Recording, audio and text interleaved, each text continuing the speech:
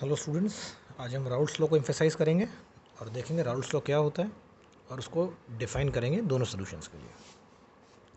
Francisco ready Raoult's ने solutions के vapour pressure के लिए लॉ दिए जो कहलाए राउल्ट्स लॉ।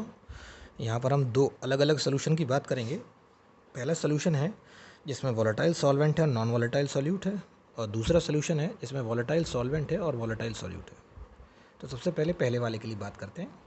जब हम कोई ऐसा सोल्यूशन बनाते हैं जिस सोल्यूशन के अंदर हमारे पास वोलेटाइल सॉल्वेंट होता है और नॉन वोलेटाइल सॉल्यूट होता है, तो उस सोल्यूशन का वेपर प्रेशर जो होता है, जो कि मैंने आपको समझाया भी था लाइव क्लासेस में, वो उसमें मोल फ्रैक्शन जो सॉल्वेंट होता है उसके डायरेक्टली प्रोपोर्शनल होता है। तो सॉल्वेंट की मोल फ्रैक्शन बढ़ाऊंगा तो सोल्यूशन का वेपर प्रेशर बढ़ेगा। तो P S is proportional to का ये आ गया। सोल्यूशन का वेपर प्रेशर एक्चुअली में सॉल्वेंट का वेपर प्रेशर होता है क्योंकि उसमें सिर्फ सॉल्वेंट ही वोलेटाइल है, तो P S is proportional to का ये आ गया। हडाई प्रोपोर्शनलिटी कांस्टेंट आ गया के। अब इस के कांस्टेंट की वैल्यू को डिफाइन करने के लिए हमने का ये 1 रखा। का ये 1 रखते हमारे पास सॉल्वेंट प्योर हो गया, तब पी ए फिर पी नॉट ए के बराबर हो गया। उठा के आ रखा तो ये हमारे पास फॉर्मूला बना काम का, किसी भी सब्सटेंस का सोल्यूशन में वेपर प्रेशर कितना होता है उसका निकालने का। फिर पी ए उठा के वापस रख दिया पी एस, तो ये आ गई हमारे पास पहली डेफिनेशन, मैथमेटिकल रिप्रेजेंटेशन आ गया। फिर हम लोगों ने इसी को आगे ड्राइव किया और काई ये रखा 1 माइनस काई बी, क्योंकि हम जानते हैं बाइनरी सोल्यूशन के लिए टर्म। तो हमारी नेक्स्ट डेफिनेशन आई, ये डेल्टा पी कहलाता है लोअरिंग इन वेपर प्रेशर।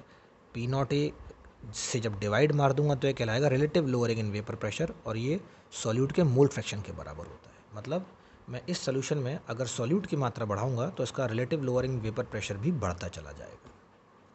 ये हुई पहली डेफिनेशन। ऐसे में अगर हमारे सोल्यूशन के अंदर दोनों ही कंपोनेंट वोलेटाइल होते हैं, सॉल्यूट भी होता है सॉल्वेंट भी होता है, तो सोल्यूशन की सरफेस छोड़ के सॉल्यूट के पार्टिकल भी ऊपर जा रहे होते हैं, सॉल्वेंट के पार्टिकल भी ऊपर जा रहे होते हैं। तो इस सोल्यूशन का जो वेपर प्रेशर होगा वो इसमें सॉल्यूट और सॉल्वेंट दोनों के मोल फ्रैक्शन के डायरेक्टली प्रोपोर्शनल होगा। तो सोल्यूशन की सरफेस पर सॉल्यूट और सॉल्वेंट दोनों के पार्टिकल्स प्रेशर लगा रहे होंगे, तो सोल्यूशन का जो टोटल वेपर प्रेशर होगा वो सॉल्यूट और सॉल्वेंट के पार्शियल वेपर प्रेशर के सम के बराबर होगा। पार्शियल वेपर प्रेशर कैसे निकालेंगे, उसका प्योर स्टेट में वेपर प्रेशर मल्टीप्लाइड बाय उसका मोल फ्रैक्शन। सॉल्यूट का कैसे निकालेंगे, उसका प्योर स्टेट में वेपर प्रेशर मल्टीप्लाइड बाय उसका मोल फ्रैक्शन। ये निकला है हमारे पास मैथमेटिकल एक्सप्रेशन, जहाँ पर सॉल्यूशन में सॉल्यूट भी वोलेटाइल है और सॉल्वेंट वोलेटाइल है। तो ये हमारे पास राउल्ट्स लॉ हुआ। इस कैटेगरी के सॉल्यूशंस के लिए 2 डेफिनेशन है और इस वाली कैटेगरी के लिए 1 डेफिनेशन है। आई होप समझ पा रहे हैं। Thanks for watching.